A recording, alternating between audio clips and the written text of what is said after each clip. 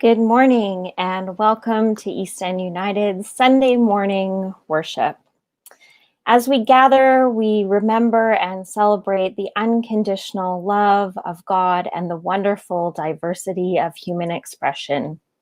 Whoever you are and wherever life has taken you, we are so glad that you chose to be with us this morning. We're celebrating a new season and theme now. So our new theme is Invitation to Exploration of the Christ life in the midst of our lives. And this season falls between Advent, Epiphany, and Lent. And my name is Jane Sandin, and I am here today joined by some other wonderful worship leaders. Our lay leaders this morning are Marlene Sagata and Dale Hildebrand, and our music leaders this morning are Scott Pietrangelo and Jeff Schisler. Part of worshiping during a pandemic means that we can gather in community from a vast array of different places.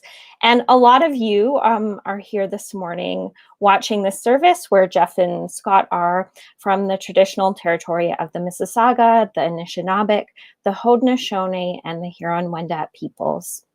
I'm here on the traditional territory of Treaty 7, the Blackfoot Confederacy, the Tsuut'ina, and the Nakota Nations.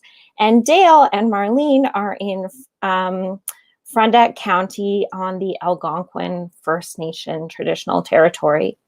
If you are somewhere else, we would love to hear you share a land acknowledgement in the chat. As we honor the original peoples of this land, we also name that Black Lives Matter, and we add our hearts and our voices to their cries for justice.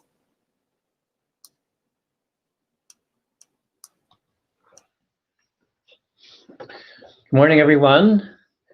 I'll just introduce ourselves a bit before we start because I know that many of you know us from who have been around Eastminster and East End for a while, but for others who are new, you may not. And so I'm Dale Hildebrand, and this is Marlene Sagata. We have been a part of Eastminster and now East End since about 2009. And have been involved in the church in various ways since then.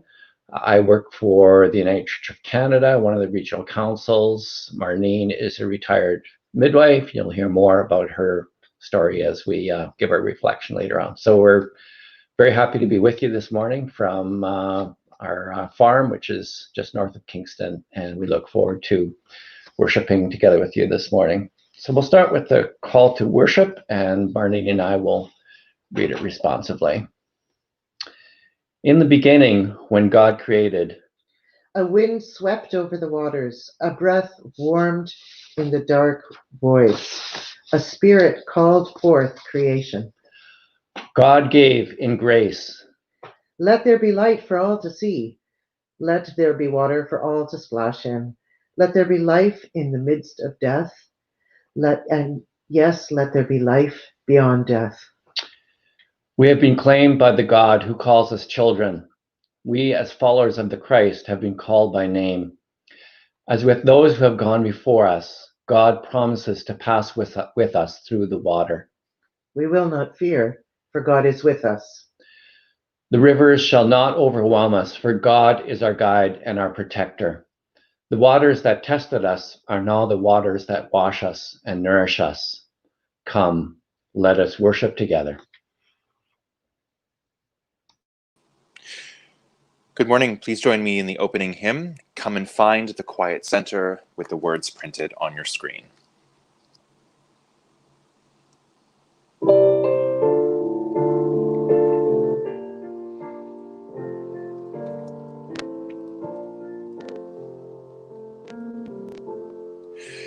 Come and find the quiet center in the crowded life we lead. Find the room for hope to enter. Find the frame where we are freed. Clear the chaos and the clutter, clear our eyes that we can see all the things that really matter, be at peace and simply be. Silence is a friend who claims us, cools the heat and slows the pace. God it is who speaks and names us, knows our being face to face, making space within our thinking, lifting shades to show the sun, raising courage when we're shrinking, finding scope for faith begun. In the Spirit, let us travel, open to each other's pain.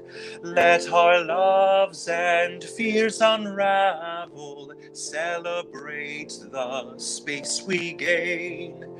There's a place for deepest dreaming, there's a time for heart to care.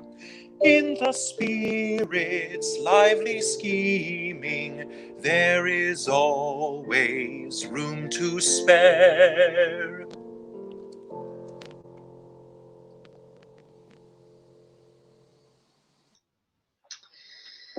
We gather together to light the Christ candle. Today, as we light this candle, we think of so many places of turmoil in the world, and we'd be remiss to not particularly remember our neighbors to the south and the incredible events that have taken place there this week. And we hold them in the light so that sane minds will prevail and justice will prevail.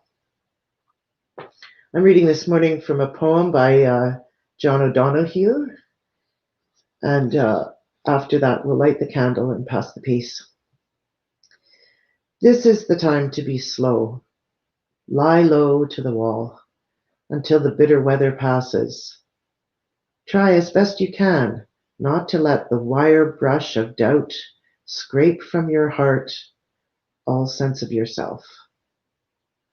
And your hesitant light, if you remain generous, time will come good, and you will find your feet again on fresh pastures of promise, where the air will be kind and blushed with beginning.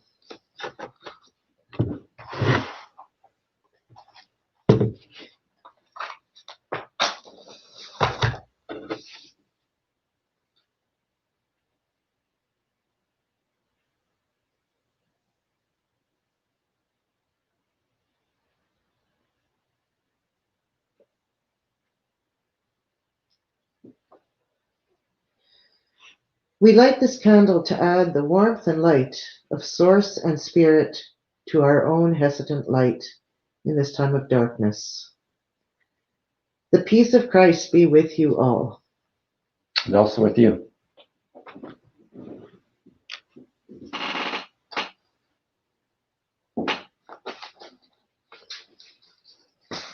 Our sung response is Stay With Us Through the Night, verses 1 and 2.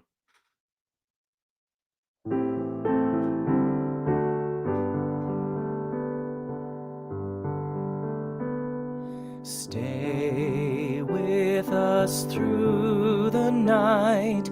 Stay with us through the pain. Stay with us, blessed stranger, till the morning breaks again. Stay with us through the night. Stay with us through the grief. Stay with us, blessed stranger, till the morning brings relief.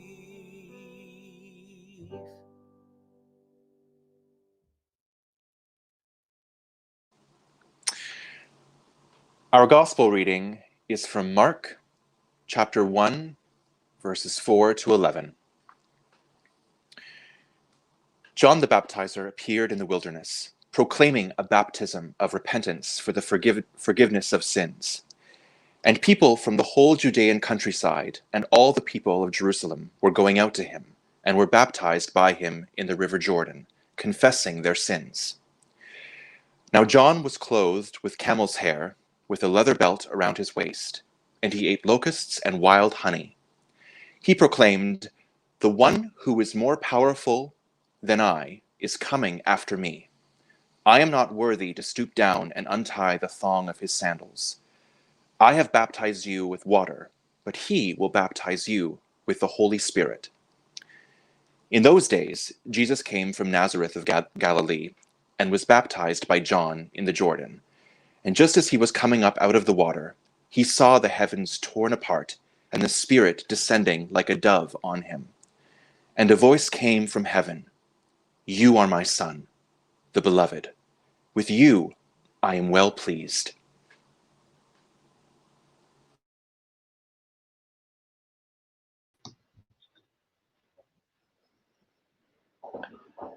As we look at the story of Jesus' baptism and what it means for us as individuals and as a church community, some of us are likely reminded of our own baptisms, if indeed we can remember them. If you were baptized as an infant, that's unlikely.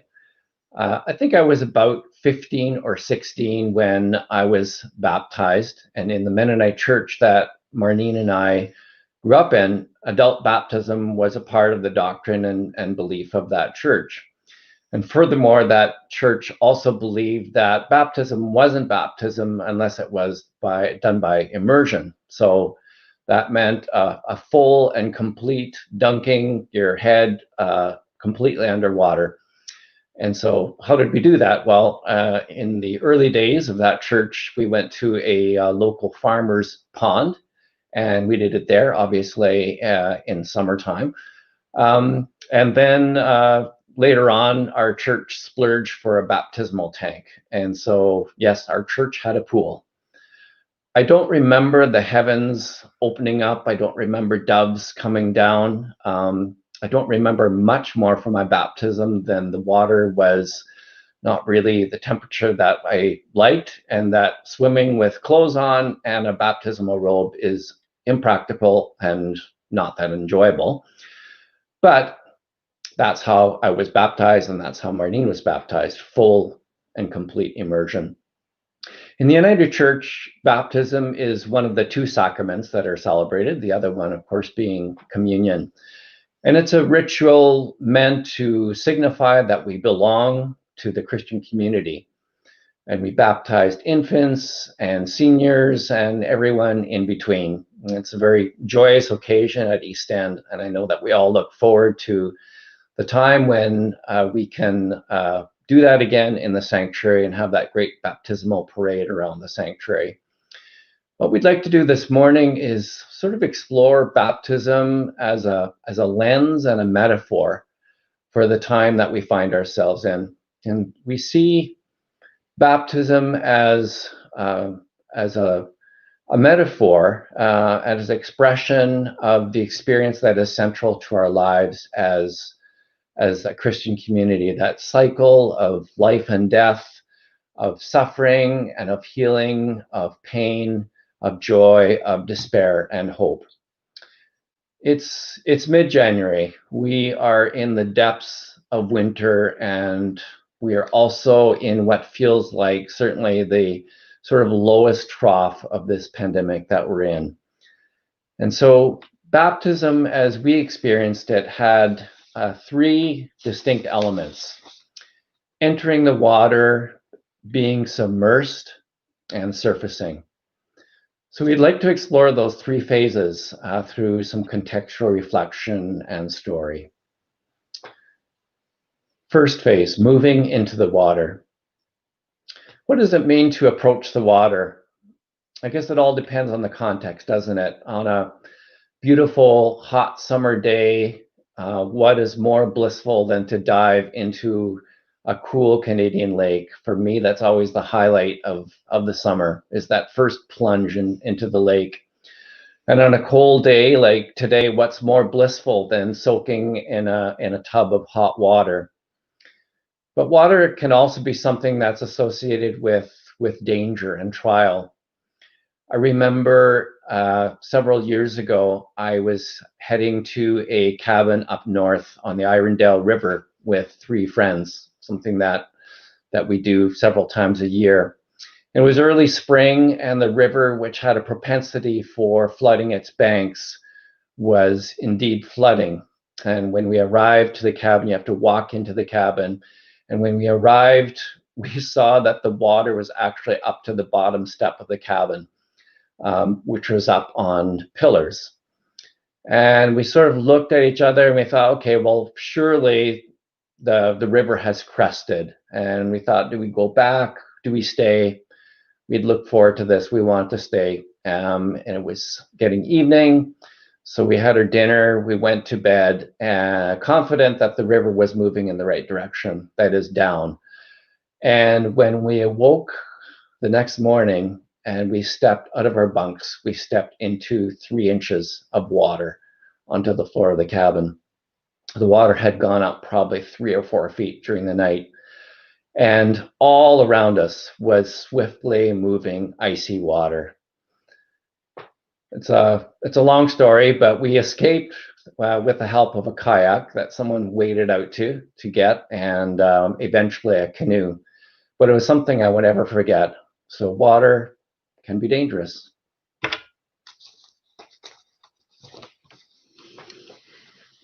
In 2011, I was a busy midwife with a full caseload of mothers and babies to care for, singing in 2 choirs and playing timpani in an orchestra, helping to organize fundraisers at church, and the chair of a committee. I was working a bit in a busy teaching practice, and I mentored students at all levels of experience. Midwives are hard workers, getting up in the middle of snowy nights to traverse the city, never knowing what kind of birth lies ahead. I regularly would run clinic all day, then get called to a birth as I was getting ready for bed, and then be out for another 24 hours. I handled all kinds of intense situations, both clinical and emotional, daily and weekly, for nearly 2 decades. It was a high-octane life that I loved. I thought it would never end. In 2012, some cracks appeared. I spent 2 months in the Arctic working as a midwife in an Inuit community with fly-in only access. The nights were dark and long. The social situation was chronically critical, with animosity between the local Inuit community and the southern doctors, nurses, midwives, and social workers. It was a community with the intractable problems we always read about in the news: violence, alcohol, inadequate housing, and clean water. I went to the north with the idea of being helpful, and I came back with depression. It took me 2 years to acknowledge that I was sinking, both physically and mentally. I dragged myself through a long-distance hike with Dale in France, thinking I was just run down, finding little enjoyment in the activities that had always galvanized me in the past.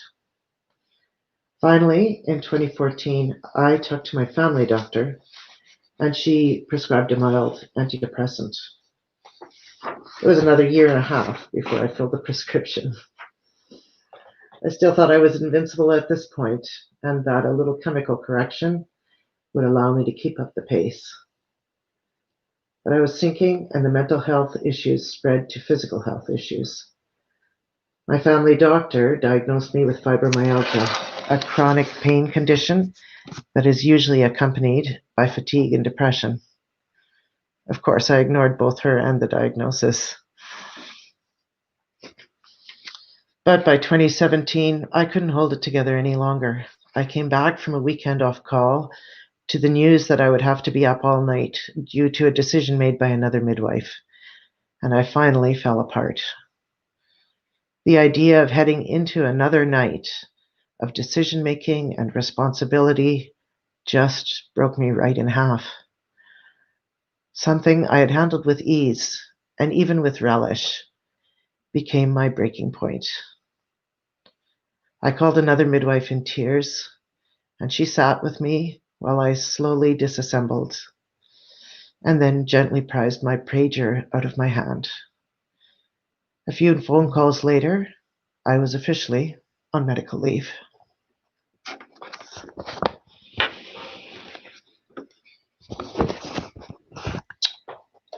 Phase 2 of baptism, submersion. As a human species, we have an intricate connection with water. Our evolutionary ancestors emerged from the oceans. We can't live for more than a few days without water. Our very bodies are comprised 2/3 of water. At the same time, notwithstanding the fact that we spend the pre-birth part of our lives swimming in water for 9 months, being underwater is not a place where we thrive as human beings. Our language contains all sorts of references to being underwater. So when we get caught in the crazy busyness of life, we say, I feel like I'm drowning, or I'm just barely keeping my nose above the water, or I feel like a tidal wave has washed over me. And so there's that moment in baptism when we go down and submerge, literally for those baptized by immersion and metaphorically for all baptisms. It's dark, it's quiet, every pore of our skin feeling water. We're not in our element, we're isolated.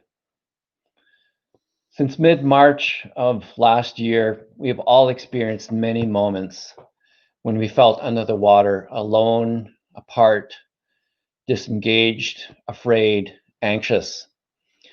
And as we slog through our coldest and most difficult months of winter in lockdown, with news of hospitals being overwhelmed, with COVID infections rising every day, we're in that underwater moment.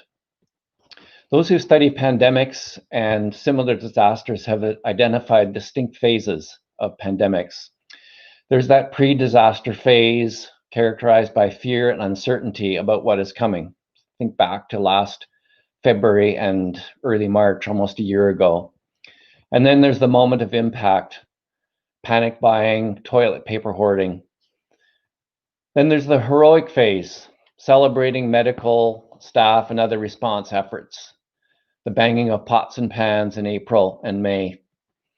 The honeymoon phase, the lull in the pandemic last summer, and the feeling that things were returning to normal.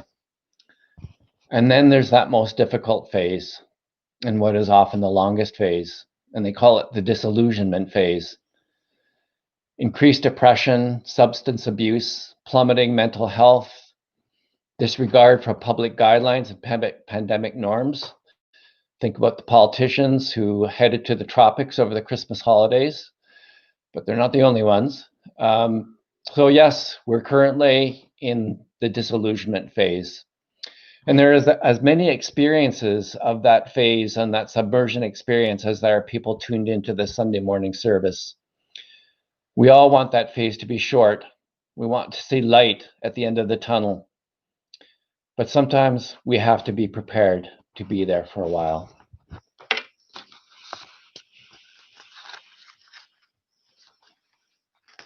Submersion. For the first 6 months, I slept, and I slept some more. I was a mess, not knowing if this was the end of a career and an identity that I had worked so hard to achieve and then embody. And it wasn't just giving up midwifery that hurt. My body was also broken. I had always been able, active, the first to respond in a crisis. Now I was the one in pain. Of course, I sought help and tried all kinds of therapies. Those first months are now a blur of appointments with all kinds of different therapists and treatments. None of it actually helped, and I was forced to face the common denominator of the trifecta of chronic pain, chronic fatigue, and chronic depression. That word is chronic. Chronic means that it won't go away, ever. I was underwater without touchstones. I couldn't see the surface, couldn't find a pocket of air. I had to learn to live in a state that I was not born to, one that any sane human would avoid if they could. And I couldn't see the end point.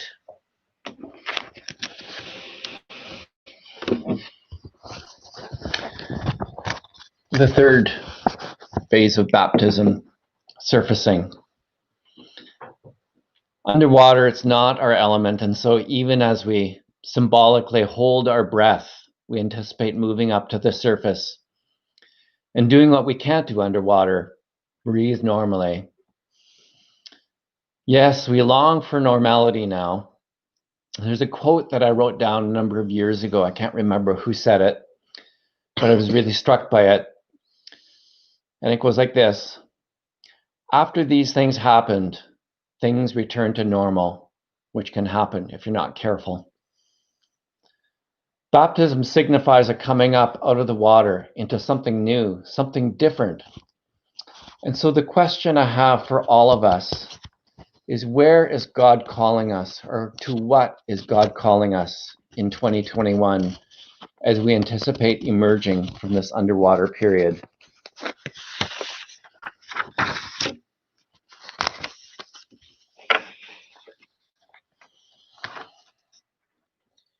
Surfacing. Over the course of 2018, I slowly adapted to this new reality. Napping became my job description, as Hillary once said about her pregnancy. One by one, I had to give up involvements that had become too taxing. My new motto was arrive late and leave early. Thanks, Scott and Hillary, for your tolerance in the choir.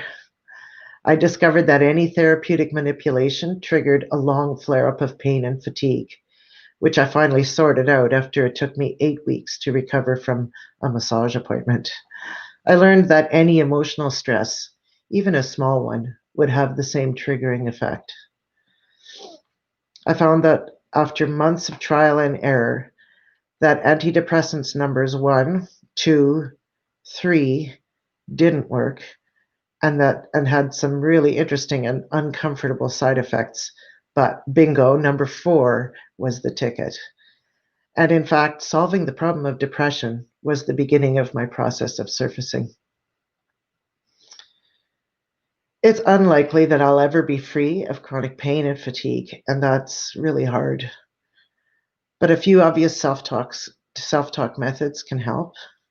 I try to remember that pain is just one kind of sensation, and that I can concentrate on other ones, like the delicious sound of my 4-year-old granddaughter's voice when she's beating Dale at a board game. I remind myself daily of the many privileges that I have the support of family, of my friends, and this community, and that the early midwives had the insight to put in place a good benefits program so that I'm financially secure, that I don't live in Pervernatuk, where this whole story began. But in spite of my many privileges, my physical life will never be the same. The ease with which I did my work, rode my bike, canoed in Ontario lakes, and walked in the woods belongs to my former self. I'm differently abled now. Sometimes things don't actually get better. It took many months for me to realize that I actually wouldn't choose to return to my old way of life even if I could. The return to what we consider normal isn't always the answer after a life-changing experience. Pain is now my constant companion. Learning to live with grace in this new normal, this differently abled body, is my current lesson of life.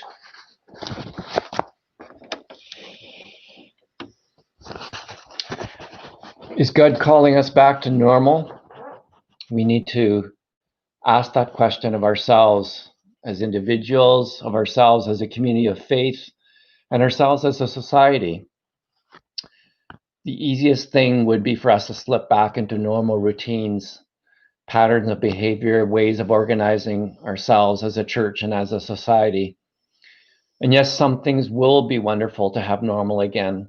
Rubbing shoulders with strangers at a crowded bar or a concert venue, sitting down to dinner with friends, going back to our yoga classes, our choir rehearsals, our book clubs, shaking hands and hugging one another as we pass the peace of Christ in the well-worn aisles of our church.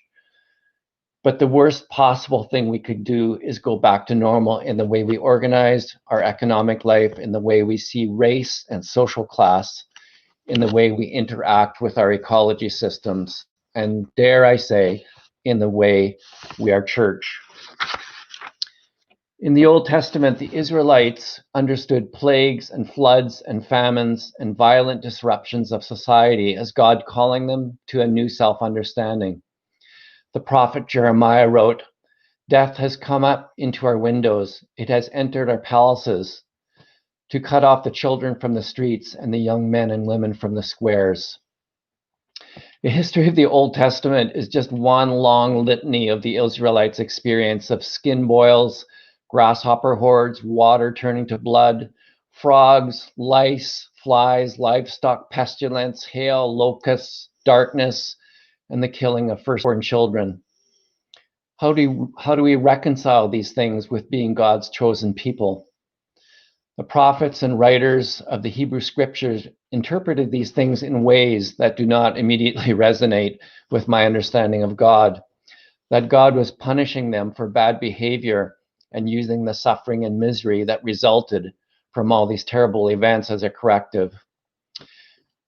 But if we step back and move beyond the self-expression language of several millennia, what was happening throughout the Old Testament except a recognition of how to deal with adversity?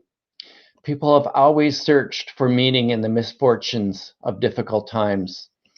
And when our lives have been disrupted, as they have been over the past year, we feel a loss of control.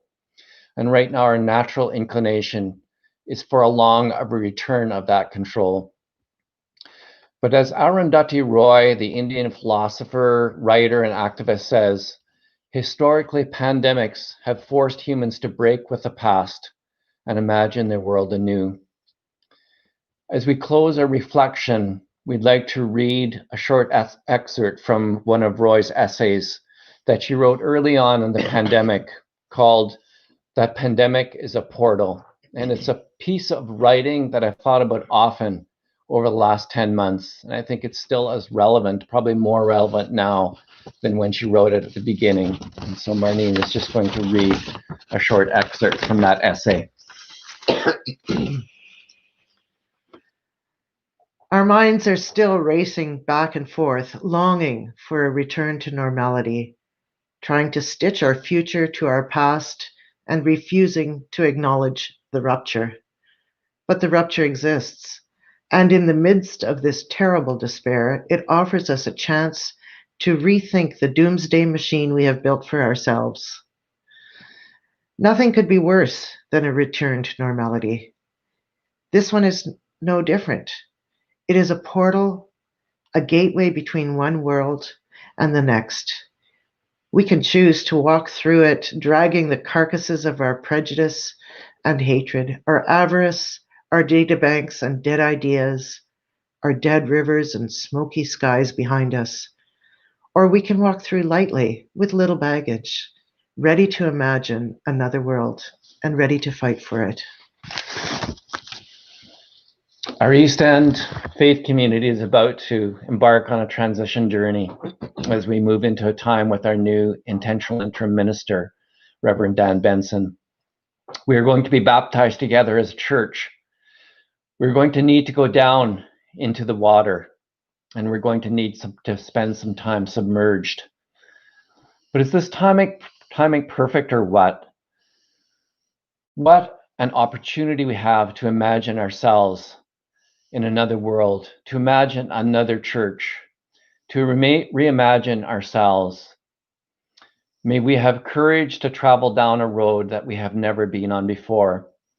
May we have faith to step through a portal that we have not traversed before.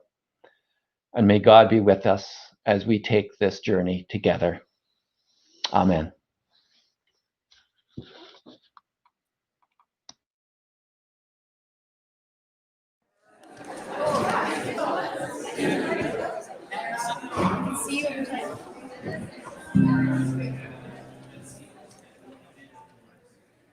Fear not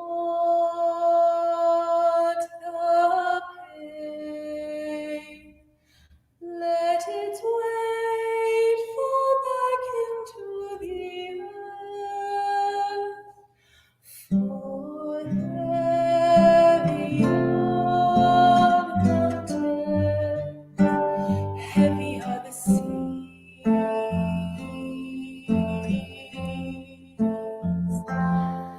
Fear not the pain, let its weight fall back into the earth, for heavy are the mountains, heavy are the seas.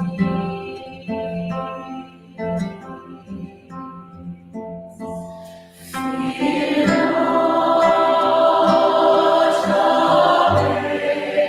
pain, let its weight fall back into the earth, for heavy are the mountains, heavy are the seas.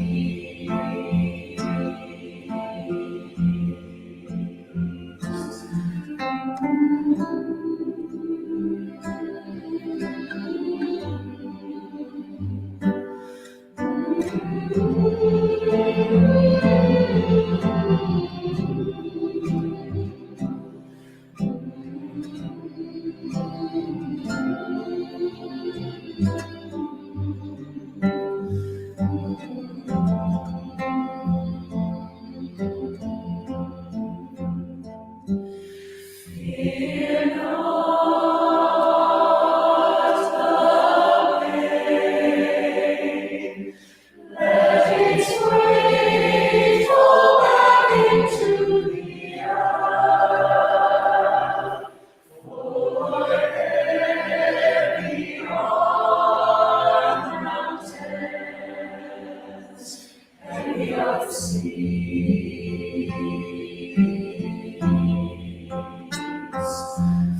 Fear not the pain, let its weight fall back into the earth, for heavy are the mountains, heavy are the seas.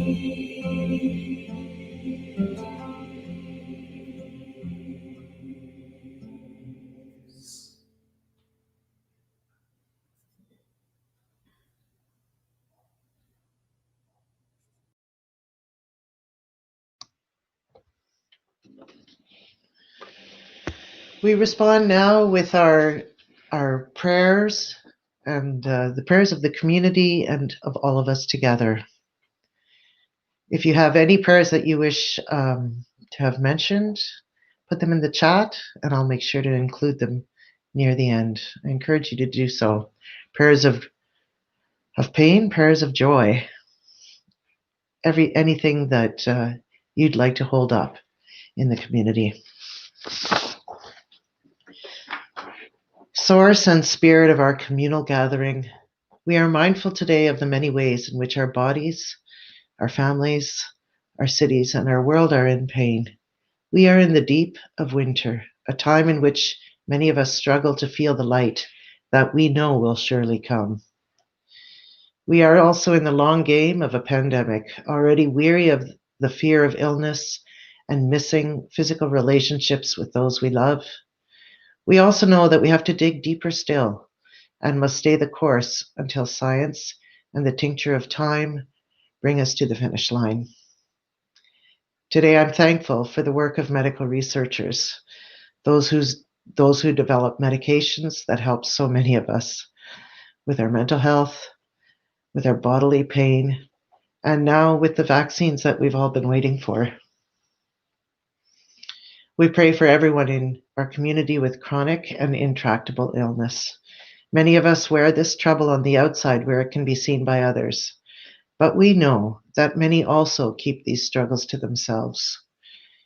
Today, I pray especially for those who have chosen to walk alone or who feel alone in their own particular infirmity. Let the love of this community gather up each one of us who is in pain and hold them in the light of love. Among these prayers, we hold up all of those whose names we can only say in our hearts. And today I particularly pray for our friend Nell, who recently had a tragedy in her life.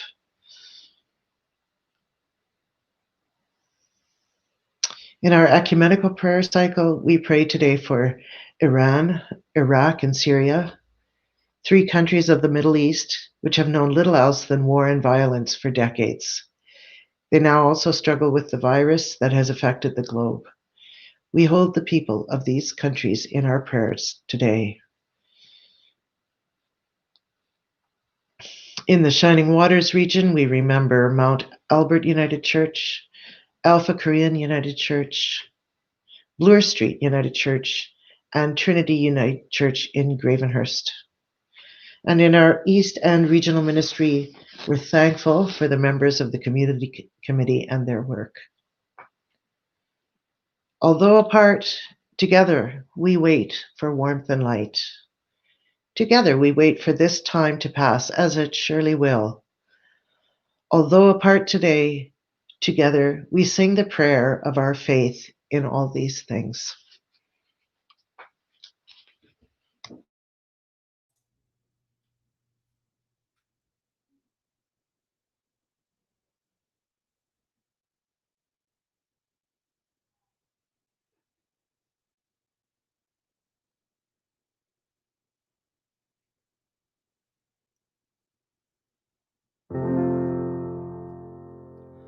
Our Father who art in heaven, hallowed be thy name. Thy kingdom come, thy will be done on earth as it is in heaven.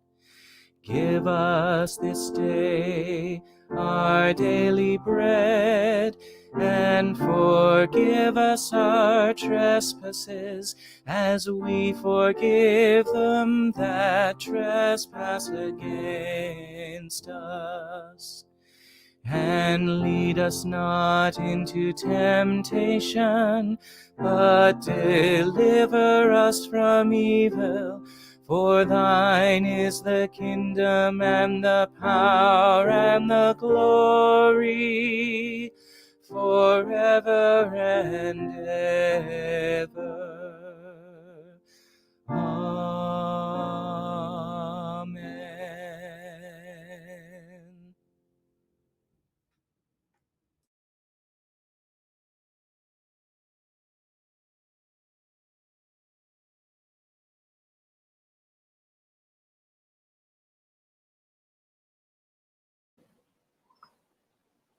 Amen. We're done prayers, Marlene? You can shake your head, yes. Okay. Sorry, everyone.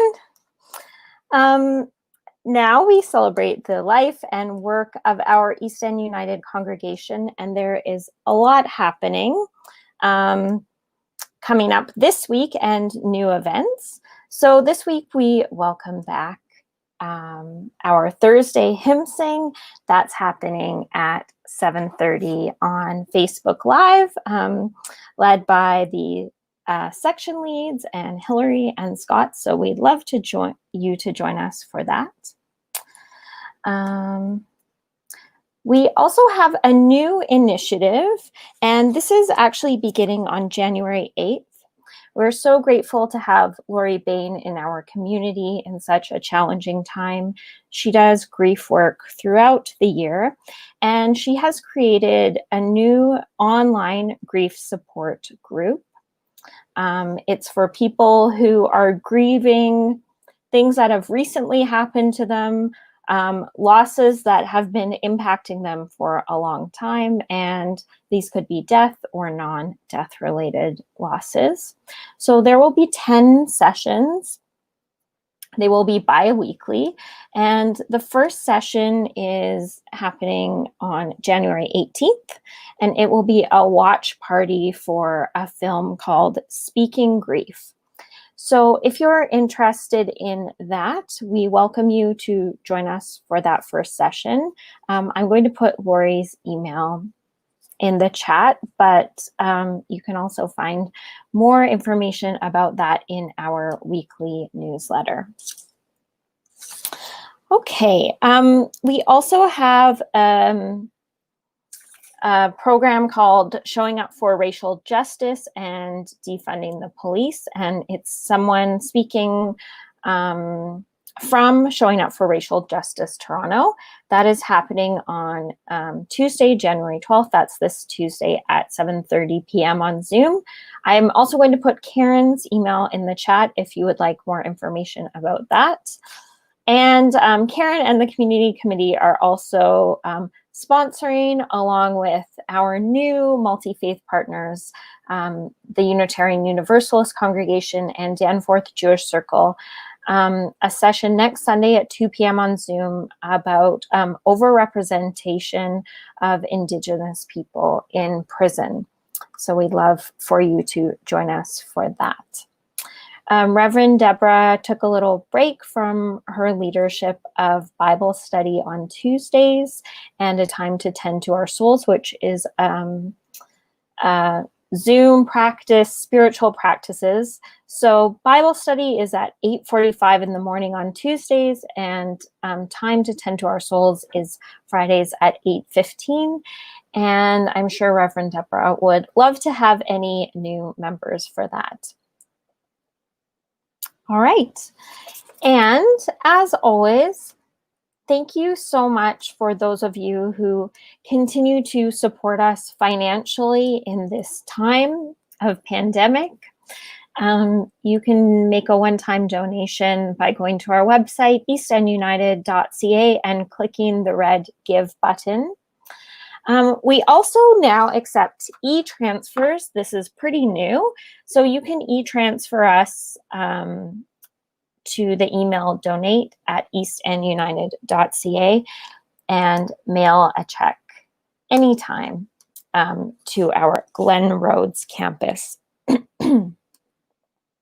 If you're not on Realm yet, our new community connections platform, we'd love for you to join us there. We're going to be launching a little last push for Realm. Reverend Daniel Benson will be joining us in March, and it's going to be a little bit tricky because he won't meet all of you in person. He maybe will meet you on Zoom. You'll see his face on our services, but we'd really like to make sure that he has a place, a touchstone to go back to and say, oh yes, Marlene, she's the one that led worship. And Marlene's email and phone number will be there, and maybe some of her interests and information that she was a midwife and how she became part of East End United. So we really, really want Realm to be really robust and off the ground as a way to welcome Reverend Daniel Benson in March. Okay, and you can, if you haven't got a Realm invitation, you can email Sarah at office@eastendunited.ca. And finally, we'd love it if you joined us for coffee after the service on Zoom. Sarah will put the link to that in the chat. And this is the life and work of our East End United congregation. Please join me in the closing hymn, A Light is Gleaming, with the words printed on your screen. And just a note, we're going to be doing verses 1 and 2 together, and then a refrain, and then 3 and 4 together.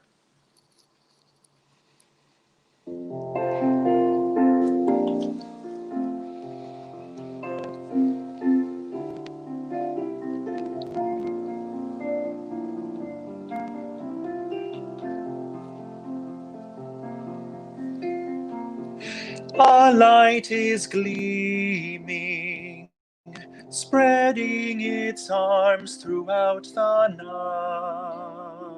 night, living in the light. Come share its gladness. God's radiant love is burning bright, living in the light. When light comes pouring into the darkest place, it hurts our eyes to see the glow. Sometimes a word of hope reminds us of our fears, our memories and our tears. When night is round us and every shadow grows, a star is there to light our way. It tells a story of Jesus who came near. God's light will ever stay. A light is gleaming, spreading its arms throughout the night, living in the light. Come share its gladness. God's radiant love is burning bright, living in the light. And Jesus showed us a brighter path to walk. He showed us things we hadn't seen. Now we, like Jesus, can help creation shine, and this will be a sign. So let us live in the brightness God has given, and let us rise to see the dawn. We trust that God is here, a sparkle and a blaze, warming all our days. A light is gleaming, spreading its arms throughout the night, living in the light. Come share its gladness. God's radiant love is burning bright, living in the light.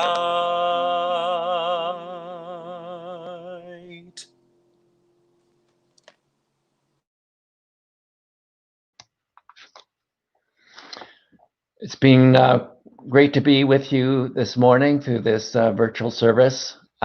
Just want to say that due to our own lack of technical awareness, we did not click on the right button when Marlene was leading the community prayer, and so we missed all those prayers that were put in the chat, but we do see them now and we lift them up. So thank you for sharing those, and lesson learned for next time. So as we go forth, I would like to share a blessing with you from the late Mary Oliver in the form of her poem, Joy is Not Made to Be a Crumb.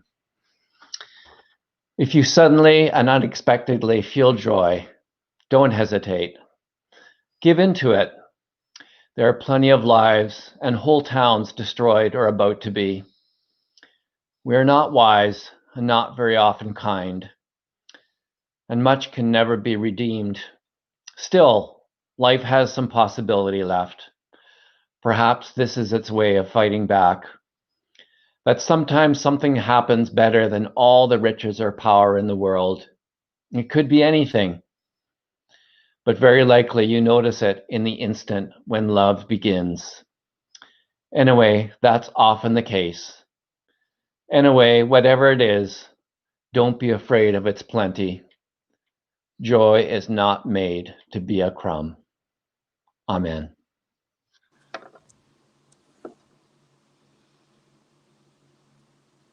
Christ is our guiding light.